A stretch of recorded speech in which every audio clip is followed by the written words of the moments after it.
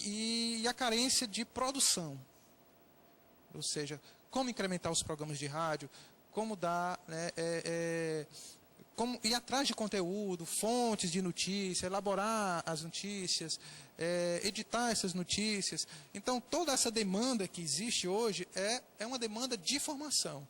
E, sem dúvida nenhuma, e aí vai uma deixa, né, que a todos os profissionais de comunicação, independente do setor, né, seja jornalístico, seja na parte técnica, né, a gente entende que é necessário descer e dar um apoio, um aporte a essas rádios, porque a demanda é muito grande.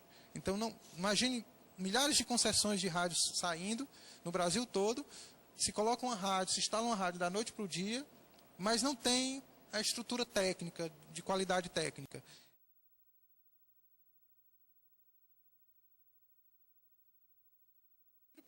Pela própria experiência da Mandacaru, quando a gente percebeu na questão da juventude como era necessário abrir os espaços para os grupos. Veio o grupo de reggae, veio o grupo de rock. Com isso a gente percebeu, olha, nós não podemos fechar, não, tem que ser um programa de juventude, eles que venham para cá. Nós democratizamos os espaços, onde os grupos foram aparecendo e foram reivindicando o seu espaço na emissora. Tinha programa de capoeira. Imagina um programa de capoeira no rádio. Eles enchiam o estúdio com os birimbaus, com as músicas de capoeira, falaram do histórico da capoeira, da importância da capoeira. Então, foi uma experiência muito interessante, no sentido de você perceber que democratizar a comunicação é abrir os espaços para as manifestações culturais, né, e para as manifestações políticas também. E aí você tem que separar o que é manifestação política e o que é política partidária. Porque nós tínhamos no nosso regimento que nenhum partido seria divulgado, seria dito na emissora. Mas militantes políticos, parlamentares, seriam também chamados para debater assuntos de interesse da comunidade, né? Como a questão das igrejas, a questão da religião, também foi um outro problema. Nós tínhamos os dois grandes problemas que eu posso assegurar para uma emissora de rádio comunitária, são as questões políticas e as questões religiosas.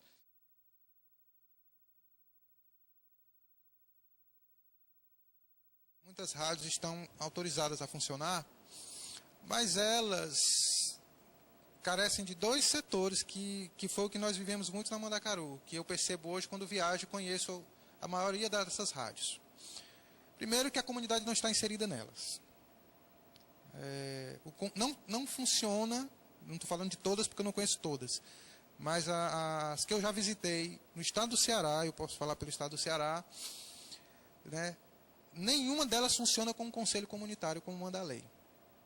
Não há uma regularidade de conselheiros que discutem a grade da programação, né. Elas alugam os espaços, que é ilegal. Dificilmente utilizam a marca rádio comunitária, e sim a frequência. E é um problema porque a comunidade não identifica como rádio comunitária. E fica sem saber, né, por que elas não têm uma rádio comunitária ou por que a rádio comunitária não tem essa identidade comunitária. Já outras, né, algumas que eu conheci também, têm o extremo de ser rádio comunitária. Não toca música internacional.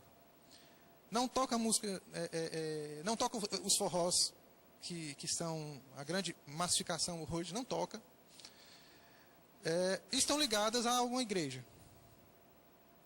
Então, que a lei também proíbe, que é o proselitismo religioso.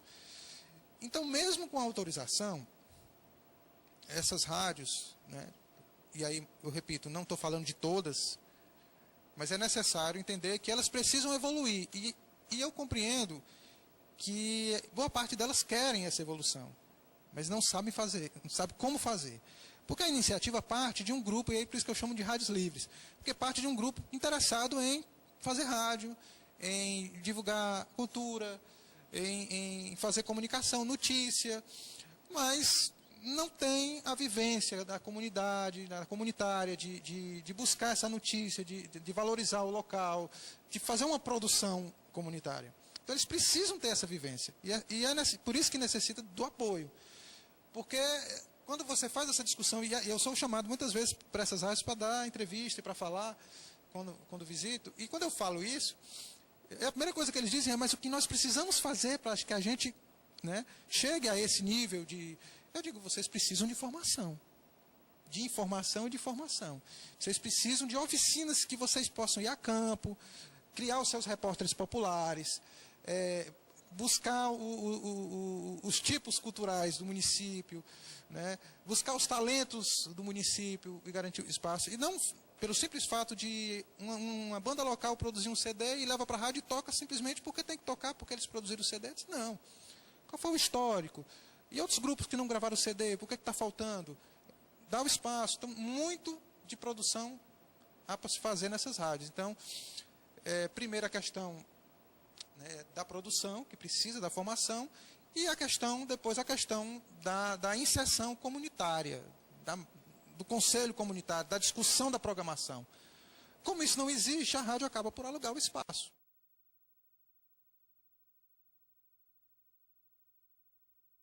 CEPOCA, que era o Centro de Produção e Comunicação Alternativa, era uma ONG que trabalhava só a formação para as rádios, para as radiadoras, que era o projeto de rádios comunitárias, né, aqui de Fortaleza, impulsionado pela Prefeitura e pelo um projeto da UFC.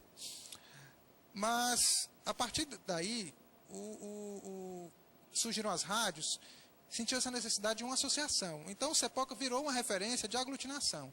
Então, o que é que eles fizeram? Eles fundaram a Associação de Rádios Comunitárias de Fortaleza, que se juntou com o CEPOCA e virou uma entidade só.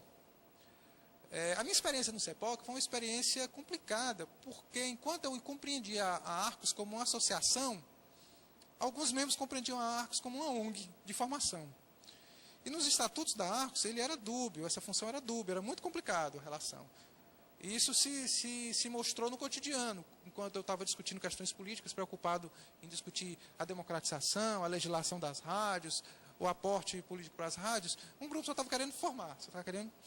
E as duas coisas eram importantes, mas a entidade estava, né, era dividida, nos seus estatutos inclusive, e era necessário que uma outra entidade tomasse esse viés mais político, né, e jurídico.